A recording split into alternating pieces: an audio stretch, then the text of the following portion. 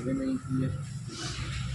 क्या कह रहा है, गुलाम ने आवेशों के बीच लगने वाले बल के संबंध में दो नियमों का प्रतिपादन किया जिसे गुलाम का नियम कहते हैं। Coulomb's gave two laws about active force between two charges are known as Coulomb's law. इस नियम के अनुसार अकॉर्डिंग टू दिस लॉ, पहला है कि यदि दो आवेशों के बीच की दूरी स्थिर हो तो उनके बीच लगने वाला आकर्षण या प्रतिकर्षण का बल आवेशों के परिमाण के समानुपाती होता है। If the distance between two charges is constant, then force of attraction is also directly proportional to the magnitude of charges, है ना। यानी कि क्या हो गया, F proportional Q1 into equation first. ये है, जल्दी जल्दी नोट करो। तो क्या कर रहा है, यदि दो आवेशों का, यानी दूसरा नियम, दो आवेशों का परिमाण स्थिर हो तो उनके बीच लगने वाला बल आवेशों के बीच की दूरी के व्युत्क्रमानुपाती होता है।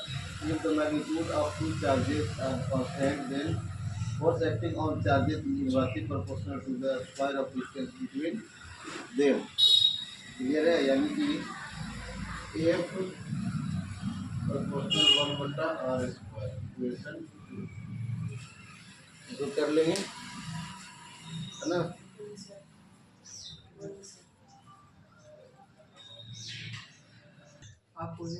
समीकरण एक और दूसरे समीकरण एक क्या था, F समानुपाती Q1 इंटू Q2 और F समानुपाती 1/r स्क्वायर, है ना। इसलिए क्या हो जाएगा, F समानुपाती Q1 इंटू Q2/r के स्क्वायर। अब जब समानुपाती होता है तो कोई नियतांक आता है, F इक्वल टू क्या हो जाएगा, K Q1 into Q2/r square, जहाँ ये एक नियतांक है,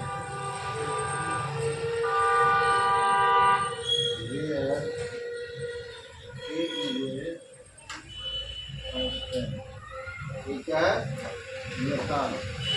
ये बराबर भी होता है 1/4π/0, है ना। एक बराबर 1/4π/0 Q1 इंटू Q2/r स्क्वायर। यही हो गया कूलॉम का नियम, ठीक है ना। और इसमें 1/4π/0 का वैल्यू होता है 9 न्यूटन मीटर स्क्वायर पर कूलॉम स्क्वायर, ठीक है। इसको नोट डाउन कर लेना, ये न्यूमेरिकल बनवाएंगे नेक्स्ट क्लास में, ये पूरा काम देगा, ठीक है। सुन रहा है ना।